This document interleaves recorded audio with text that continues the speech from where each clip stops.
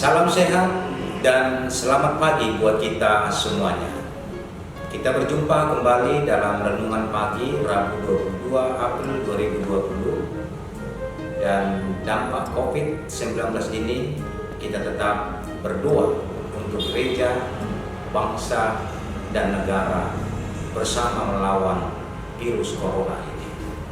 Bapak Ibu Saudara, Renungan Pagi tertulis dalam Kitab Yunus pasal 2 ayat 7. Dalam bahasa Indonesia dikatakan, ketika jiwaku letih lesu di dalam aku, teringatlah aku kepada Tuhan, dan sampailah doaku kepadamu ke dalam bait-Mu yang kudus.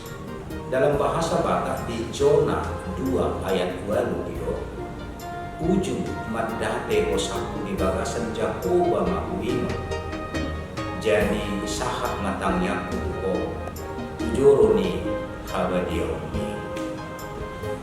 Bapak Ibu Saudara, perikop ini menceritakan Yunus berdoa di dalam perut ikan. Dalam doanya itu Yunus bersyukur sekalipun ia terisolasi berada dalam perut ikan. Apa dan bagaimana cerita Yunus dalam Alkitab ini sehingga menarik untuk direnungkan hari ini? Apa dosa dan kesalahan yang pernah dibuat Yunus kepada Tuhan sehingga ia diisolasi dalam perut ikan selama 3 hari 3 malam? Yunus tidak memenuhi panggilan Allah untuk memberitakan firman-Nya ke kota Niniwe. Kota Niniwe yang penuh dengan kejahatan itu ingin diselamatkan oleh Tuhan melalui panggilan-Nya kepada Yunus, agar Yunus pergi menyuarakan kebenaran firman.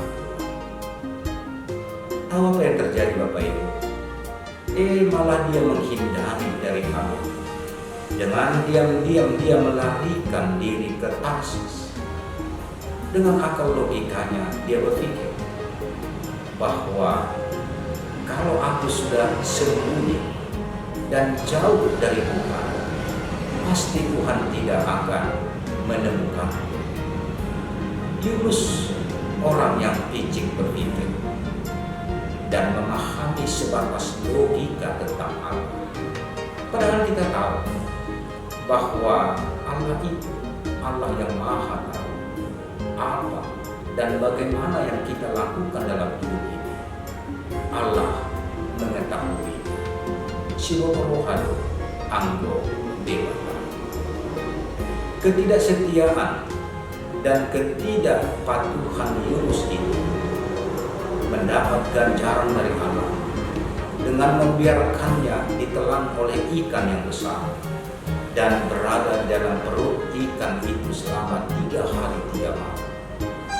Akhirnya ganjaran dari Allah ini membuat Nabi Yunus menjadi sadar dan menyesal atas apa yang telah dilakukan. Namun satu hal yang perlu kita contoh dari Nabi Yunus ini adalah ketika dia menderita berada di dalam perut ikan selama 3 hari 3 malam, Yunus berdoa kepada Allah. Di dalam doanya, Yunus mengucap syukur kepada Allah dan bukannya mengeluh atas apa yang terjadi. Di dalam doanya tersingkap nada penyesalan Yunus atas apa yang telah dilakukan. Dalam nats ini di ayat 7 dia berkata, ketika jiwaku letih lesu di dalam aku, teringatlah aku kepadamu ya Tuhan, dan sampailah doa kepadamu.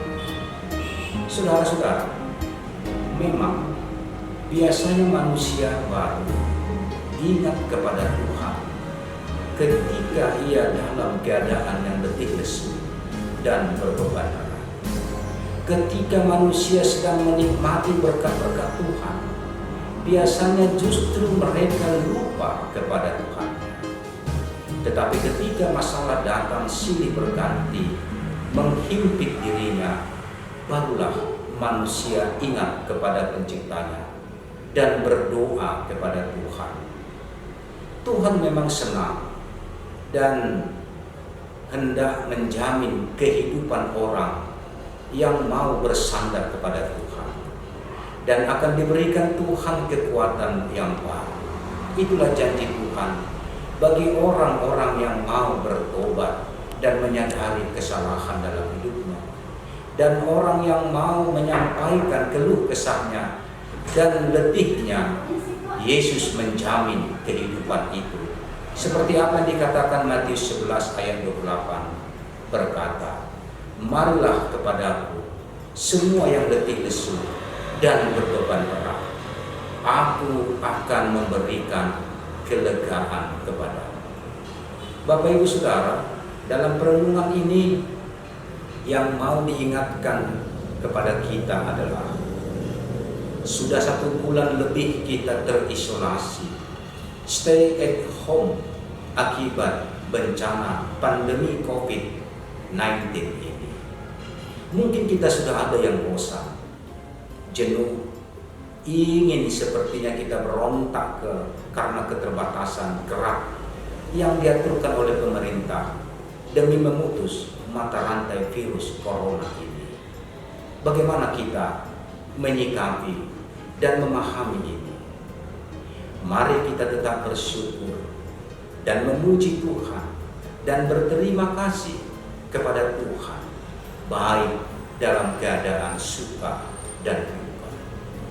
Karena ucapan syukur adalah sikap hati yang menerima kedaulatan Allah, yang kemudian tercermin dalam perkataan dan sikap hidup yang memuliakan. Perbanyak doa dengan harapan, tidak ada yang mustahil bagi Tuhan. Harapan kita dengan kasih-Nya dan anugerah-Nya, kita yang sudah terisolasi dalam 1 bulan stay at home akibat virus corona ini, berharap cepat dibebaskan dan kehidupan kita dipulihkan kembali.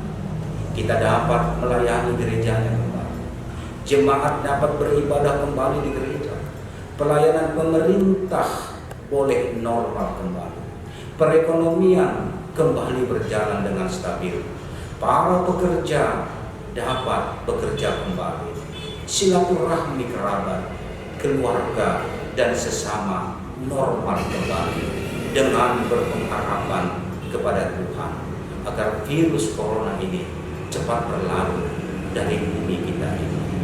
Bapak Ibu Saudara, bersama kita mendoakan pemimpin negara kita, garda terdepan penanganan COVID-19, para medis yang sudah lelah berjuang menyelamatkan saudara kita dari korban virus corona ini, para pemimpin gereja yang turut mendukung perlawanan virus ini dengan mengajak seluruh umat berdoa dan ikut anjuran pemerintah.